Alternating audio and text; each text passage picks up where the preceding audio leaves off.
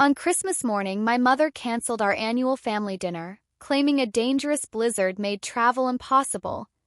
Hours later, I drove past my sister's house and saw my parents' cars parked in the driveway, followed by my mom posting a photo captioned, "Celebrating with family."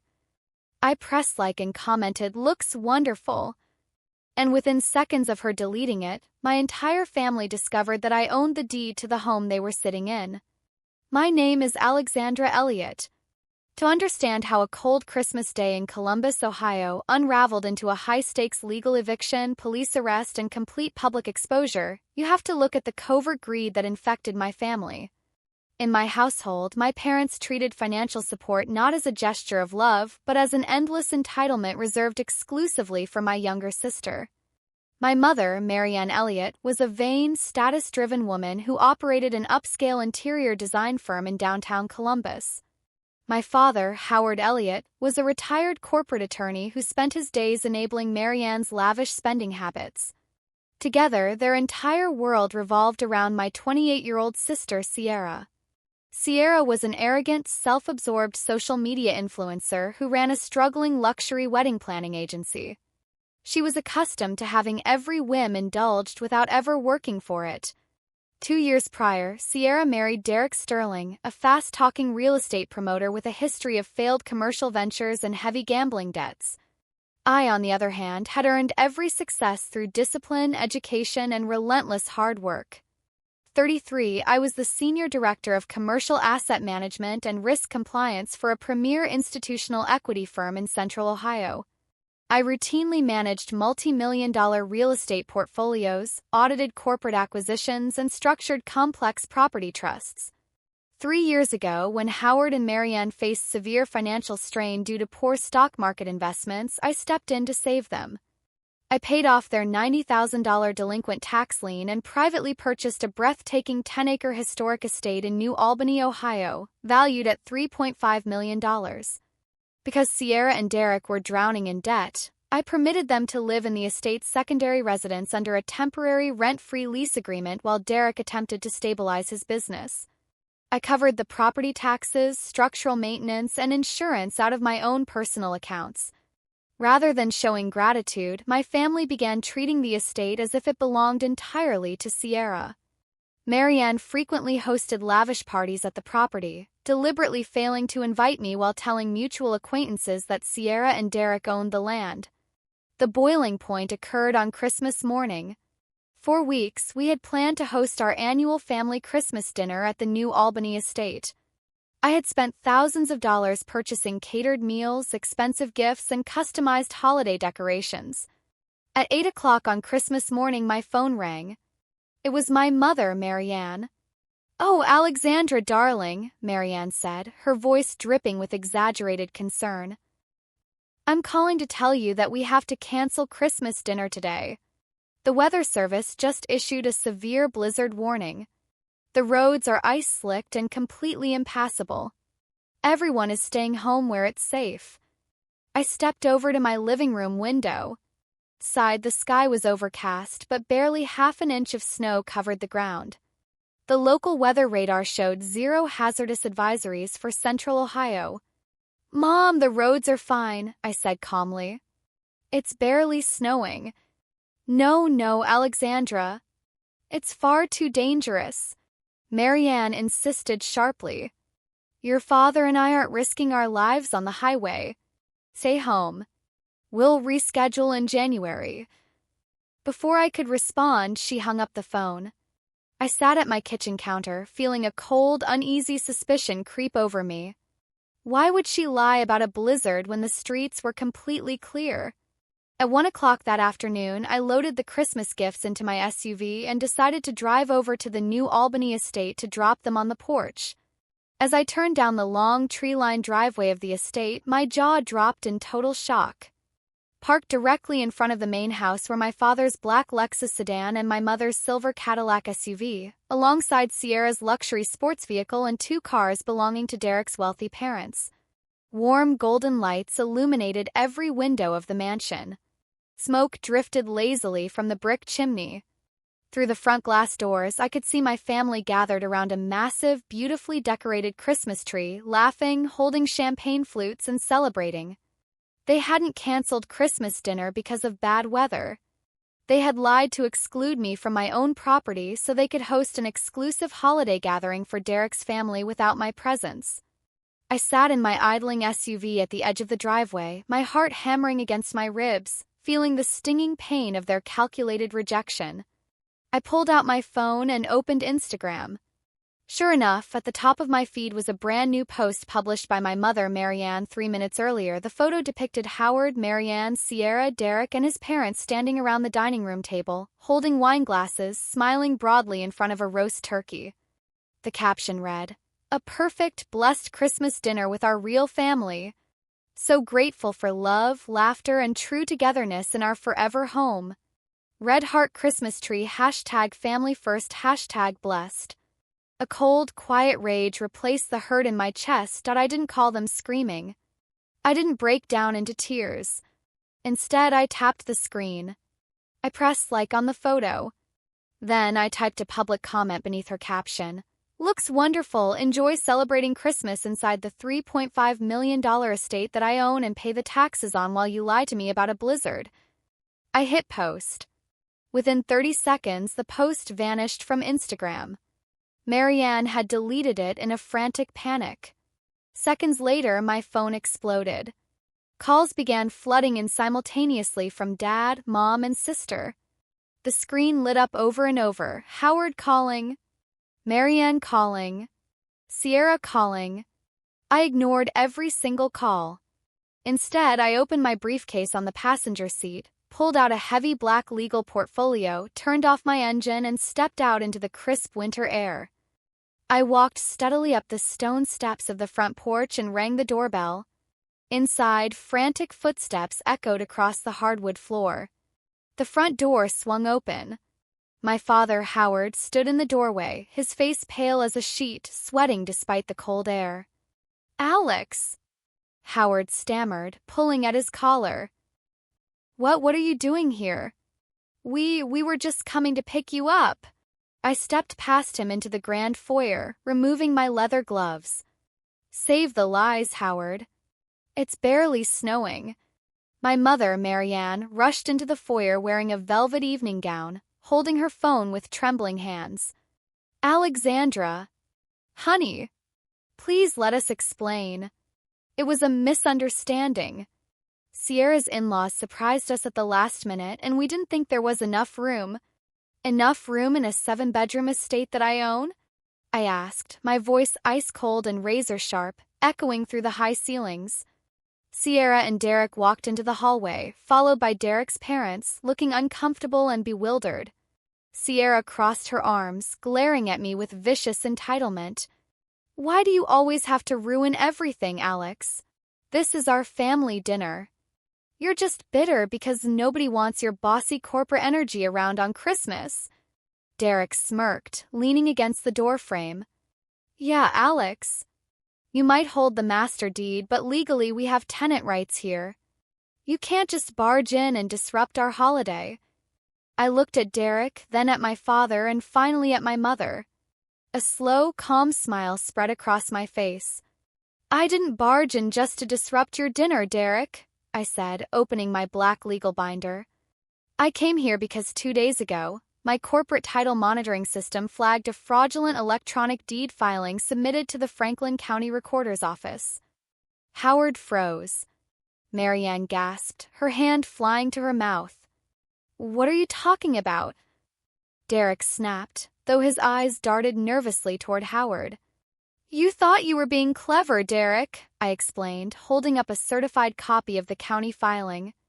"On December 23rd, you and Sierra drafted a fraudulent quitclaim deed, forging my legal corporate seal, attempting to transfer ownership of this 10-acre estate from my asset management company to your shell entity, Sterling Holdings, LLC. Derek turned deathly pale. That's a private corporate transaction." "It's felony forged real estate fraud," I corrected smoothly.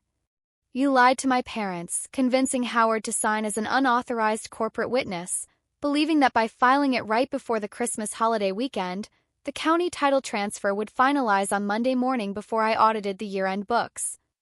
"Alex, please," Howard cried, falling to his knees in the foyer, tears streaming down his face. "Derek told me it was just a restructuring document to save on property taxes. I didn't know he was trying to steal the house from you." "You didn't care to ask, Howard," I said, glaring down at him.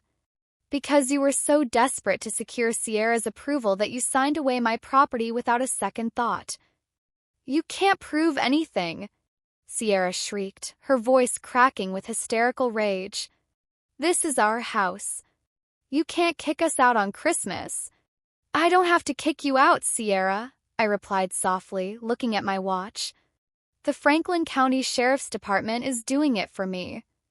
That exact moment, tires crunched over the gravel driveway outside. 3 white and blue Franklin County Sheriff patrol cruisers pulled up to the front entrance, their red and blue emergency lights flashing against the snow-covered lawn. 4 uniformed deputies stepped out, accompanied by an officer from the State Attorney General's Financial Crimes Bureau. The lead deputy walked up the porch steps, holding an emergency judicial order of immediate possession and felony arrest warrants. "Derek Sterling?" "Howard Elliott," the deputy called out, stepping into the foyer. Derek tried to run toward the back patio doors, but 2 deputies intercepted him instantly, forcing him against the wall and clicking heavy steel handcuffs around his wrists. "Derek Sterling, you are under arrest for felony real estate forgery, grand scheme to defraud, and corporate identity theft," the detective announced. Sierra screamed hysterically, throwing herself against the wall as her husband was handcuffed. "No, you can't do this. It's Christmas Day." "The law doesn't take holidays off for land thieves, Sierra," I stated calmly. The detective turned to Howard. "Howard Elliott, you are being taken into custody as an accessory to corporate deed forgery." Marianne collapsed onto the marble floor, weeping and screaming uncontrollably as her husband and son-in-law were paraded out of the mansion in handcuffs in front of Derek's horrified parents. The lead deputy handed me the execution keys. "Ms. Elliott, under the emergency injunction signed by the duty judge this morning, all unauthorized occupants must vacate the premises immediately. We will escort the remaining individuals off your property." Derek's parents hurriedly grabbed their coats and fled to their cars without saying a word, terrified of being implicated in the scandal. Sierra stood in the center of the foyer, sobbing, her mascara running down her cheeks, looking at me with pure, desperate terror. "Alex, please," Sierra wept, grasping at my coat. "Where am I supposed to go? It's Christmas. I have nowhere to sleep tonight." I pulled my coat away from her grip, looking down at her with absolute, unshakable finality.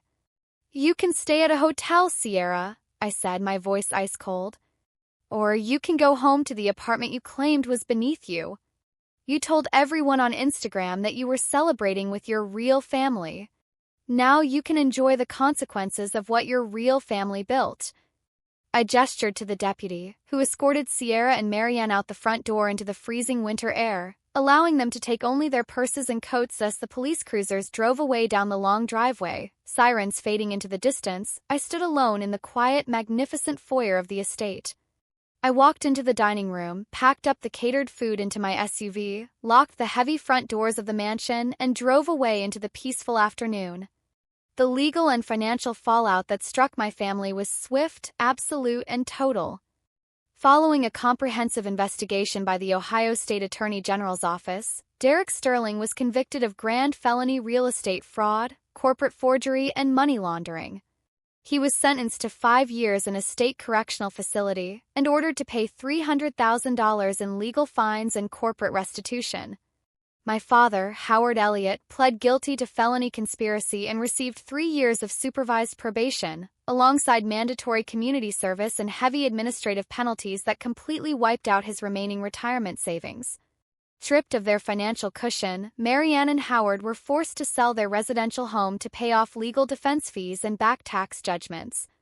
They moved into a modest 2-bedroom rental unit on the outskirts of Dayton, living off minimal Social Security distributions, completely shunned by their former high society social circle. Sierra's luxury wedding agency collapsed within 3 months as news of the real estate fraud felony scandal spread through the industry. Unable to afford her luxury lifestyle, she declared personal bankruptcy, surrendered her sports car to repossession, and moved into a small basement-level studio apartment, working as an entry-level retail assistant to pay off her mounting debts. Meanwhile, my life ascended to new heights of freedom, peace, and professional excellence. I retained full, unencumbered ownership of the 10-acre New Albany estate. Instead of keeping it as a private residence, I partnered with a regional nonprofit foundation to convert the property into the Elliott Leadership and Resiliency Center, a dedicated sanctuary that provides executive retreats, legal aid resources, and financial literacy workshops for women building independent careers and overcoming family trauma. 2 years after that unforgettable Christmas Day, on a clear, snow-dusted morning in New Albany, I stood on the back terrace of the estate, holding a warm mug of coffee. The morning sun reflected off the pristine white snow, casting a brilliant golden light across the surrounding timberland. I took a sip of coffee, feeling the crisp, refreshing air in my lungs, a deep, unbreakable sense of serenity filling my heart. I proved that true strength isn't found in enduring toxic family exclusion or sacrificing your achievements for ungrateful relatives. It is found in honoring your boundaries, standing firm upon legal truth, and having the courage to tear down absolute deception to protect the life and legacy you have built for yourself. Educational lesson: this narrative illustrates fundamental legal, real estate, and forensic accounting principles regarding corporate deed protection, quiet title actions, and felony forgery. Real estate deed forgery and void conveyance. Submitting a fraudulent quitclaim deed using forged signatures, fake corporate seals, or unauthorized witness affirmations constitutes felony real estate fraud. Under real property law, a forged deed is legally void ab initio, void from the beginning, meaning it conveys zero legal title or ownership rights to the perpetrator. Title monitoring and emergency injunctive relief. Commercial property owners and asset managers frequently utilize automated title registry monitoring services. When an unauthorized or fraudulent conveyance is flagged, property owners can secure emergency ex parte judicial injunctions to freeze title transfers, stop unlawful detainer claims, and execute immediate law enforcement evictions. Criminal conspiracy in family property crimes. Family members who assist, witness, or facilitate unauthorized property transfers, even under the guise of tax minimization or informal family agreements, share full criminal liability as co-conspirators. Ignorance of the law or enabling toxic relatives does not exempt an individual from prosecution or civil restitution. Personal advice: if you experience calculated exclusion, financial exploitation, or toxic gaslighting from family members who view your hard work as a resource to be hijacked, do not try to appease them. Protect your assets through formal legal structures, establish automated credit and title monitoring, and never allow sentimentality to blind you to legal realities. Walking away from toxic relatives who undermine your worth is not cruel, it is an essential duty to yourself. Stand firm in your independence, rely on objective legal truth, and build a life where your peace and achievements are fully protected.